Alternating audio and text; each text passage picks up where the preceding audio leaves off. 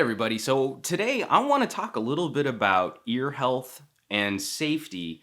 And to help me in that discussion, we're going to be taking a look at the AfterShokz bone conduction headphones. I work as a recording professional directing voiceover actors for my actual day-to-day paycheck and job. It means I'm constantly moving back and forth between different speakers and monitors and headphones. And ear health has become particularly important to me because I was an idiot when I was younger, and I used to go to concerts, not wear earplugs, and stand right in front of the speakers because I loved the feel of the bass. And these days, we're sort of training you, my audience, to be a generation of somewhat hard of hearing people, especially with the way that we use music on mobile devices. We can pack days of music onto a phone or an MP3 player, and we never give our ears a break. We're constantly soundtracking everything. And our ears start to acclimate, so you're constantly turning the music back up again. Wearing headphones or earbuds and forcing that sound directly into our ear canal can do sustained damage over long periods of time. That's why a lot of doctors recommend, taking a break on every hour, not only from your computer to stand up and get the blood flowing again, but then also just to give your ears a rest if you've been listening to music for really long periods of time. Plus, there are some safety issues that have arisen from how we use these. I mean, driving around in LA traffic, it kind of crushes my soul every time I drive by a car where someone is listening to something, I don't know what,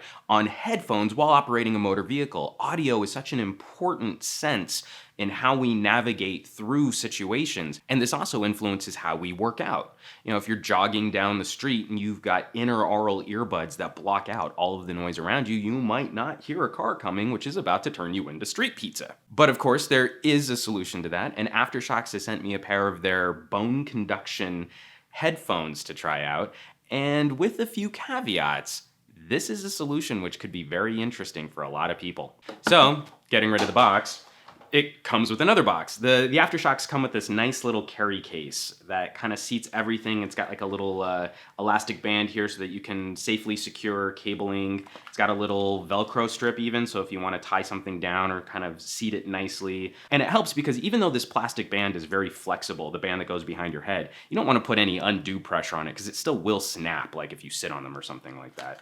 So it's a nice little carry case to keep your AfterShokz safe. And these are the AfterShokz. They're a sport band pair of headphones which wrap around the back of your neck, and they are controlled by a little unit here which interacts with your phone to also take calls, to hang up, to answer, and then to turn volume up and down. There's a little sport clip here so we can attach it to a shirt. Easier said than done. There we go. And you can go out for a jog and it'll stay in place. It's pretty light. It does have a battery on board to power these pads. And actually, we should talk about bone conduction here for just a second. Bone conduction works pretty much how you think it should work based on what it's called. These pads vibrate membranes and tissue in your head to send an audio signal pretty much directly to your brain. And that's fascinating technology.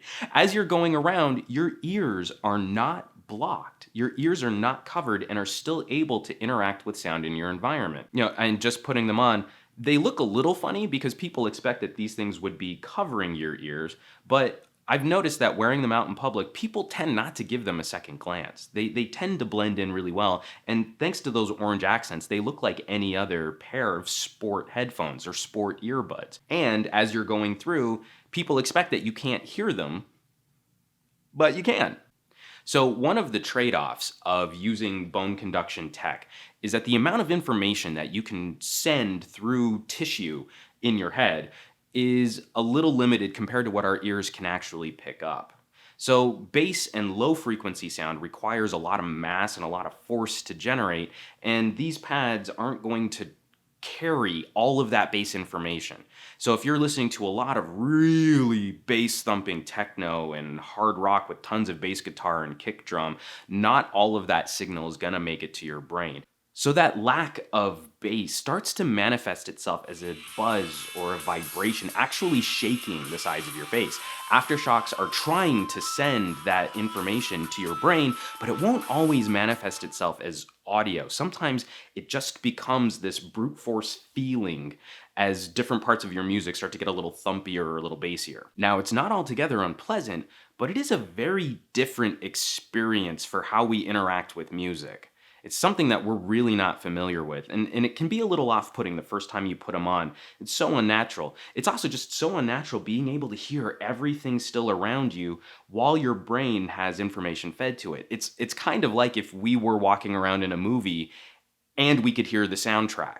Just sort of this ethereal floating audio bed to everything that we're doing day to day, yet we're still perfectly capable of interacting with the world around us. And I think that's going to be the future, is how do we interact with data in a meaningful way, audio data, visual data, sensory data of any kind, without blocking our natural senses. And the more you turn up the aftershocks, the less subtle they get. So, case in point, I'm actually listening to music right now at a comfortable listening volume. This might not be enough to overpower road noise, but especially indoors, this is something that I feel I could use, like working out on a treadmill, for example. This is plenty clear enough for me to hear. However, when I crank this up, this is a little uncomfortable for me to interact with. I'm I'm exposing myself to discomfort just for your. Oh, I got to turn that down. But you can hear it is very, very easily sending that information out to the world around you.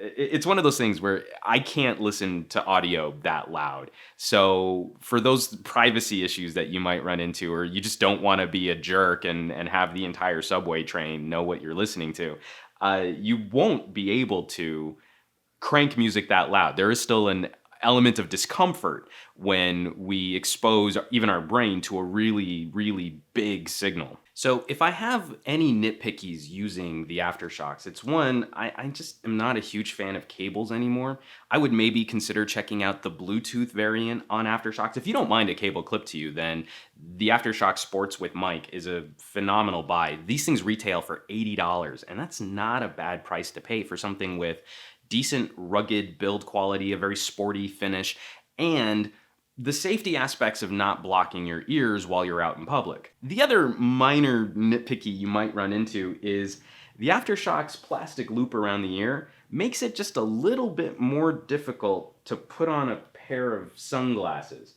Like they're both competing for that space right on top of the ear, and it kind of pushes the AfterShokz around, or it's causing your sunglasses to tilt at just a slightly different angle than they would normally sit on your face.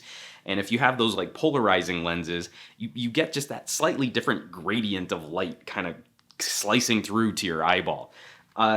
You kind of just want to play with them, especially if you wear these sort of thicker ear-pieced sunglasses. If you're using something thinner or something a little sportier, they'll probably seat themselves a little bit better on your ears. So folks, this is going to be one of my campaigns in the future, is the more responsible use of technology in our cars and out in public. And it's devices like this that kind of help us take those steps to more socially acceptable behavior when we're out and about, and also safer behavior when we're out and about. And the price point these come at, I think that's a very reasonable price to pay to start walking towards being a more responsible tech citizen. I very much enjoyed my time with the AfterShokz, and it's a very sci-fi, futuristic kind of feel to use something this new and this well polished in the consumer space. As always, folks, thanks for watching, and I'll catch you all on the next review.